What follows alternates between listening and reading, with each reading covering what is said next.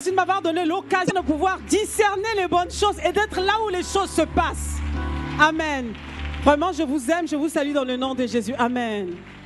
Alors, j'ai gardé le meilleur pour la fin. Alors, je vais juste dire oui, je ne suis pas venue seule, je suis venue accompagnée donc, de mes pasteurs, donc pasteur Célia de la Guadeloupe, que Dieu te bénisse, amen, elle est là. Ce sont mes filles dans la foi, pasteur Nadine qui est venue depuis Cotonou, venue avec une délégation, que Dieu vous bénisse. J'ai ramené ma fille Michaela qui fait mon protocole tout le temps, elle a voulu m'accompagner. Que Dieu te bénisse Mika, là où tu es et voilà, que Dieu vous bénisse. Et j'aimerais saluer toutes les personnes qui sont connectées sur Internet. Désolée, je ne vous ai pas dit de vous asseoir, donc je vais vous demander de vous tenir debout à nouveau. Je suis désolée. Hein? Et j'aimerais qu'on puisse acclamer le Seigneur pour quelqu'un qui compte pour ma vie. Waouh! Cet homme-là, je disais au Seigneur, tu ne pouvais pas faire mieux. Lorsque je l'ai vu, lorsqu'il m'a vu, quelque chose s'est passé ce jour-là.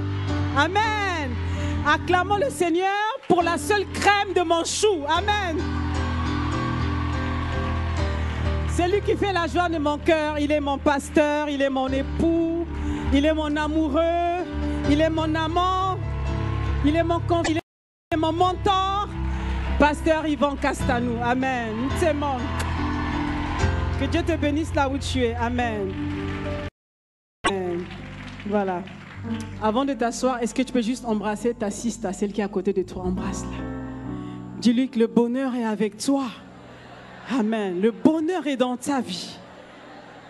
Voilà. Je suis contente d'être assise à côté de toi aujourd'hui, de te toucher de si près. Amen. Voilà. Voilà. Prenez place. Que Dieu vous bénisse. Waouh, je me sens vraiment dans la maison, amen. Je me sens à la maison. Waouh, je suis vraiment contente. Le bonheur et la grâce m'accompagneront tous les jours. C'est le thème de notre conférence cette année. Et alors que je méditais sur ce thème, je dis Seigneur, mais qu'est-ce que tu veux que je puisse dire à tes filles? Tout le monde connaît au moins la définition du bonheur. Qu'est-ce que je vais leur dire? Est-ce que je vais leur expliquer le bonheur, ça veut dire ça? Qu'est-ce que je vais leur dire, Seigneur? Pendant mon temps de méditation, je cherchais le Seigneur. Je dis, Saint-Esprit, inspire-moi. Je vous assure que ça m'a pris du temps. J'ai dit, Saint-Esprit, inspire-moi. Qu'est-ce que je vais dire à tes filles? Qu'est-ce que je vais dire à ton peuple? Alors le Seigneur m'a donné ce passage dans le livre de Proverbes, chapitre 18, verset 22. Proverbes 18, verset 22, que je vais lire. Proverbes 18, verset 22. Celui qui trouve une femme trouve le... Ah!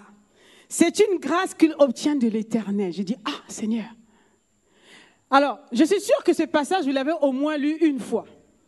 Si vous ne l'avez pas encore lu dans la Bible, au moins lors d'une cérémonie de mariage, célébration d'un mariage, vous l'avez au moins entendu. Comme moi. J'avais l'habitude d'entendre ce passage. Je l'ai écouté plusieurs fois. Mais je ne me suis jamais arrêtée pour examiner chaque nom, chaque mot, chaque expression utilisée dans ce passage. Et donc, quand le Seigneur m'a donné ce passage, j'ai dit, Seigneur, qu'est-ce que tu veux dire par là? Et le Seigneur a commencé à me parler. Le Seigneur a commencé à ouvrir mes yeux sur ce verset. J'ai dit, waouh, je n'avais jamais vu les choses de cette manière. Et c'est donc très instructif de voir comment la parole de Dieu, dans ce passage, définit la femme. Très instructif. Alors, comme c'est le thème de notre message, de notre conférence cette année, j'ai dit, Seigneur, alors, parle-nous, parle-nous.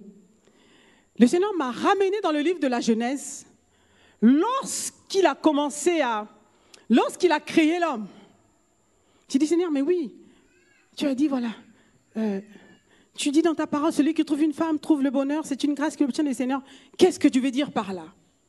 Le Seigneur m'a rappelé, dans le livre du commencement, dans le livre de la Genèse, lorsqu'il créait, lorsqu'il formait le corps de l'homme, lorsqu'il a formé Adam, et lorsqu'il a mis Adam dans le jardin, lorsqu'il a demandé à Adam de nommer les animaux, lorsqu'il a donné du travail à Adam, parce qu'Adam était quelqu'un de focalisé, c'était quelqu'un qui était vraiment occupé, il travaillait.